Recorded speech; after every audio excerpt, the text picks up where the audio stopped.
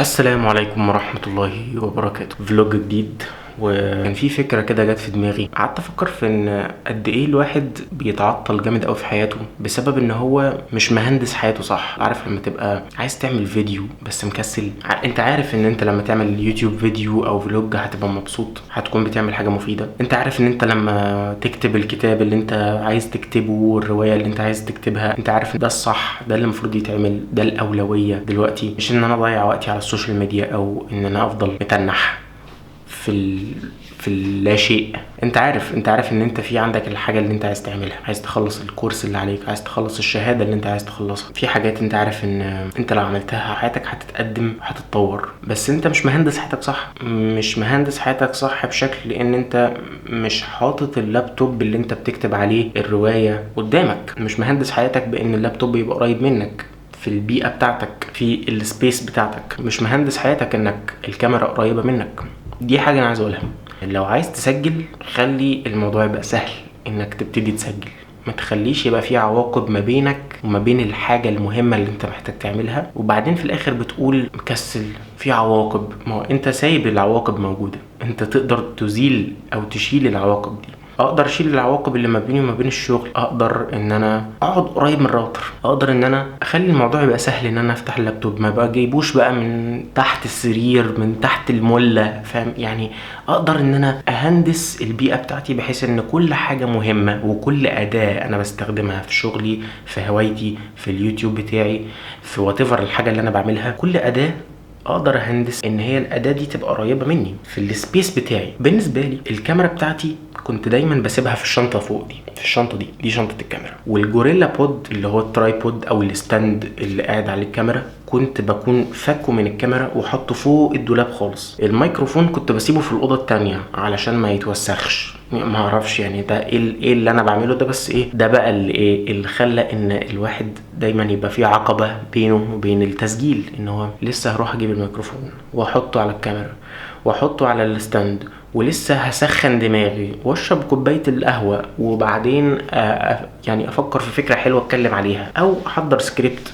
فشوف الكميه العقبات اللي انت بتعملها. انت حاسس ان الموضوع جيم، يعني انا كده انا بشيل حديد. نفس يعني المجهود ببذله في التفكير هو نفس المجهود اللي انا ببذله مثلا في الجيم. الموضوع خد مني عرق، يعني بعرق وانا بفكر في ان انا افتح الكاميرا عشان اعمل الفيديو. فالموضوع صعب. يعني ايه الموضوع بقى اللي هو ايه ده انت سجلت؟ طب يا الحمد لله، يعني العيله بتبارك لي ان انا سجلت فيديو. ليه؟ انت عرفت تظبط الامور وعرفت توفق ما بين الكاميرا والميكروفون. فالموضوع ايه ما كانش متهندس صح. طب انت عملت ايه بقى بخصوص الحوار ده يا نور؟ بقيت دايما حاطط الكاميرا على الستاند بتاعها والميكروفون جنبيها. يعني الميكروفون سهل قوي، تك حاطط السلك، احط الميكروفون فوق الكاميرا وسجل. عشان كده بالنسبه لي الموضوع ما خدش اكتر من 10 ثواني ان انا اسيت اب الكاميرا واطلع اتكلم في الفكره اللي انا كنت عايز اتكلم فيها دي. لو انا كنت استنيت اكتر من كده ما كنتش هطلع اتكلم في الحاجه دي، عشان كنت هاخد وقت طويل قوي وكنت هقعد احتك جامد قوي مع الفكره دي لحد ما استسلم واقول خلاص انا هخش العب بلاي ستيشن، فاهم كده؟ يعني اللي هو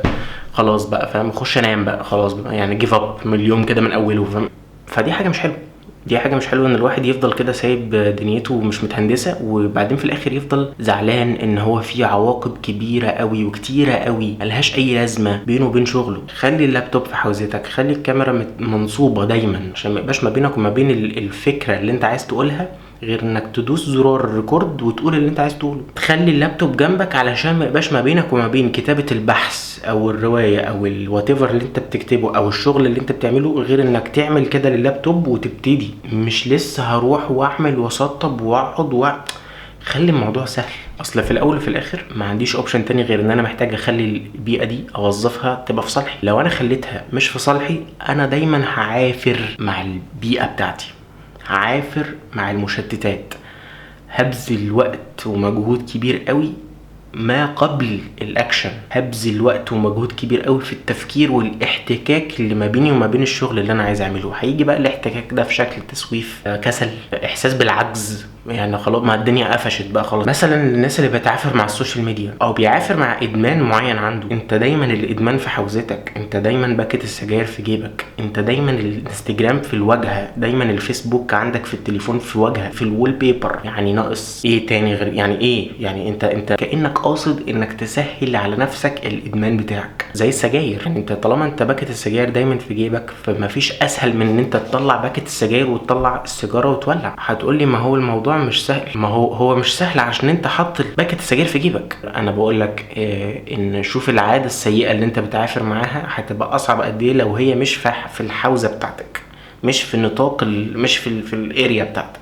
الانستجرام دايما اول ما بفتح التليفون هو اللي في الوش، مفيش اسهل من ان انا ادوس عليه علشان هي حاجه قرار بتاخده في فيمتو ثانيه. الايكون بتاع الانستجرام بيجذب انتباه، افتح انستجرام خلاص يعني سكرول بقى. ده هي فيها ساعتين، يعني قرار خدته انت في فيمتو ثانيه ضيع لك ساعتين من يومك. ليه؟ عشان هو في الوش، هو البيئه بتاعتي مهندسها ان انا يعني مفيش اسهل من ان انا افتح انستجرام. لكن لو مثلا بدات اعمل حركه ان انا ماشي، مش هقول لك بقى تمنع السوشيال ميديا وتدلتها، مع ان ده اوبشن جميل جدا، قلت ابدل السوشيال ميديا بحاجه تانية، مثلا قراءه. مع ان بالنسبه لي القراءه ساعات بتبقى صعبه، مجهود اكتر، احساس باللي هو هقرا، ما انا كنت عايز افتح انستجرام واقعد اسكرول واتفرج على قطط بتنونو، فاهم؟ بس طيب خلاص هنعمل ايه؟ مفيش غير اوبشن تاني غير ان انا اقرا. ليه؟ عشان هو ده الوحيد اللي على الهوم سكرين بتاعتي، ده اللي في الواجهه، ده اول حاجه بشوفها. فنسبه الاحتكاك اللي ما بيني وما بين حاجه كويسه زي القراءه مش كبيره. ليه؟ عشان هي في وشي ومفيش اوبشن تاني غيرها. لو انا دايما سايب كتاب على المكتب، معدل قراءتي دايما هيفضل عالي، مش هعافر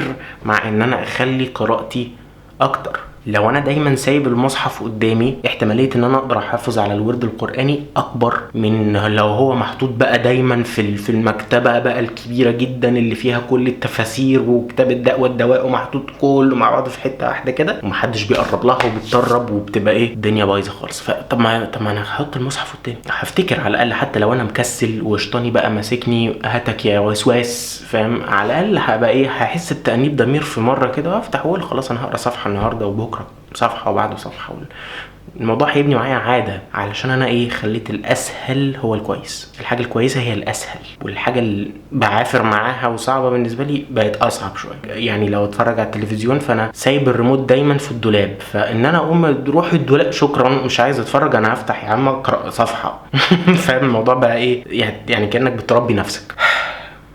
عشان كده هقول لك الحمد لله رب العالمين، انا ما اضطريتش ان انا اعمل سكريبت قوي، يعني الفيديو مش متهندم قوي، بس كان سهل جدا، توفيق من ربنا، اللهم لك الحمد لك الشكر. ان الكاميرا اصلا كنت حاططها هنا جنب ميني ماوس، كنت حاطط الكاميرا هنا حرفيا بالترايبود بتاعها وكل حاجه، والميكروفون برضو كان هنا، وخلاص وسجلنا والموضوع عادي وعدى والدنيا بقت لذيذه خالص. كنت بعاني شويه برضو مع كتابه السكريبتات، بقيت اكتب على التابلت بتاعي، عندي تابلت كده قد كده، بقيت اكتب عليه في النوتس. كنت بعاني مع البرفكشنزم، بعاني مع المثاليه، وان انت لازم لما تيجي تكتب في الكيبورد بتاعتك وتظبط امورك وتشرب كوبايه المخدرات بتاعتك، ولازم تبقى ايه، عايش بالجو الطقوس. فكنت متعود على ان انا بقى ايه، لو هاجي اكتب فانا لازم ابقى مظبط اموري قوي على الكمبيوتر. لكن لا عادي خلاص، تعالى نكتب السكريبت واحنا على السرير. ومعظم السكريبتات مؤخرا كتبتها وانا على السرير قاعد كده، يعني اللي هو ايه، في مود السوشيال ميديا. عارف انت لما تكون مخلص المذاكره اللي عليك، بس انت بقى ايه، ما تيجي نقعد كده نخلص فيسبوك كله يعني تعالى نخلصه كله النهارده، نحاول على قد ما نقدر نيجي على نفسنا ونجتهد في حاجه زي كده. عارف انت المود ده اللي هو خلاص بقى، يعني عندي ساعتين عايز اضيعهم النهارده. فقلت ايه، مش جمدان مني ولا حاجه والله، لا هي الحمد لله رب العالمين، توفيق من ربنا اولا. ثانيا ما خدتش معايا التليفون في السرير، ولو خدته كان عليك اصلا ابلكيشن القراءه، فاهم انت؟ فقلت ما خلينا افتح التابلت، فاهم، واكتب، فاهم؟ خلاص بقى اكتب اي حاجه. فلقيت نفسي كتبت سكريبت. يعني عادي لو عملنا الحاجه بشكل ابسط شويه، عادي لو عملنا الحاجه اللي احنا عايزين نعملها دايما على اكمل وجه، نعملها على وجه عادي مش اكمل وجه. بس ده اللي انا كنت عايز اقوله النهارده، وعارف ان انا طولت عليك شويه، بس عايزك تقول لي في الكومنتات مثال تشجعني بيه وتشجع الناس التانية، ازاي تخطيت المثاليه، وازاي هندست البيئه بتاعتك بحيث ان انت تعمل الحاجه المهمه ذات الاولويه بشكل ميسر اكتر، بشكل ابسط اكتر، بشكل ما فيهوش احتكاك كبير، ما فيهوش تسويف كتير. يا ريت تكتب حاجه زي كده في الكومنتات، هنشارك بعض حاجه بجد هتبقى كويسه جدا. بس كده، اشوفكم مره تانية، والسلام عليكم ورحمه الله وبركاته.